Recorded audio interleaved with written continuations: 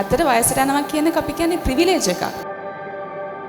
ක්‍රීඩකෙක් හැටියට මම දකින්නේ වයස කියන එක ඉලක්කමක් විතරයි. මම හිතන්නේ මේ ලෝකේ අපිට බාල මහලු කිසි ભેදයකින් තොරව ලබන්න පුළුවන් උතුම්ම සම්පත එහෙම නැත්නම් දායාදේ වස්තුව මේකට ඕන දෙයක් කියන්න පුළුවන් නිරෝගීකම.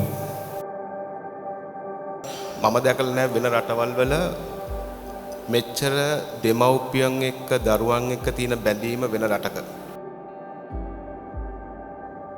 මගහරින්න බැරි ගුණයක් සුවපත් මව්පිය පරපුරක්.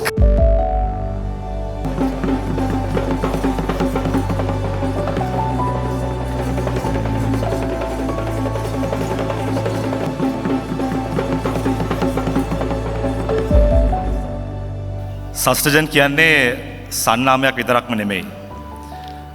දශක 6කට වැඩි කාලයක් ශ්‍රී ලාංකීය හදවත්වල තැන්පත් වෙච්ච බැඳිච්ච සන්නාමයක් තමයි සස්ටජන් කියන්නේ.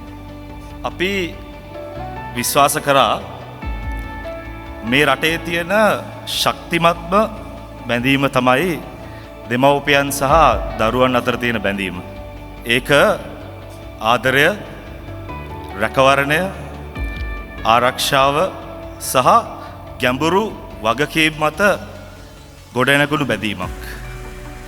ඉතින් සස්ටජන් සන්නාමයේ ප්‍රධාන මූලධර්මය මෙන්න මේ ක්වොලිටිස් ටික. මෙතන ඉන්න ඔබටත් මටත් මේ අපි කාටත් වයසට යන එක නවත්තන්න බෑ. හැබැයි අපිට වයසට යන විදිය වෙනස් කරන්න පුළුවන්. වයස්ගත වෙනකොටත් ශරීර සෞඛ්‍ය පවත්වා ගන්න අමාරු වුණාට අපි වයසට යන විදිය වෙනස් කරොත් ඒක කරන්න පුළුවන්. කරන්නේ කොහොමද? සෞඛ්‍ය සම්පන්න ආහාර රටාවක්. අංක 2 ක්‍රියාකාරකම්. මේ දෙක එකතු වුණොත් අපේ ආදරණීය දෙමව්පිය වයසට යන විදිය වෙනස් කරන්න පුළුවන් වගේම මේ තරුණ ඔබ අපි වයසට යන විදියත් වෙනස් කිරීමට හැකියාවක් තියෙනවා.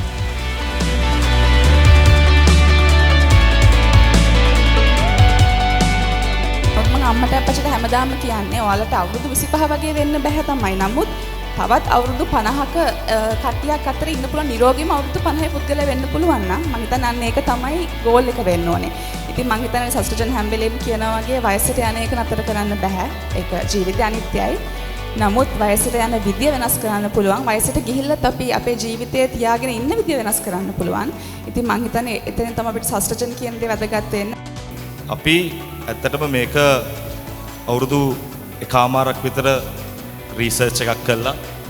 අපි අයිඩෙන්ටිෆයි කරගෙන තියෙනවා මේ රටේ නොයෙකුත් ප්‍රශ්න අතුරින් අපිට බ්‍රෑන්ඩයක් විදිහට නැගිටින්න පුළුවන් කොතනද කියලා. ඉතින් ඒක තමයි මේ රටේ සූපත් මව්පිය පරපුරක් බිහි කිරීම.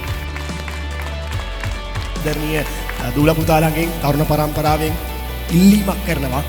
අපි අම්මලා තාත්තලා ගැන හිතනවා තමයි. මෙච්චර කාලයක් හිතුවා තමයි. තව චුට්ටක් වැඩිපුර හිතමු. තව පොඩ්ඩක් ඒගොල්ලන්ට වැඩිපුර සවන් දෙමු කියලා.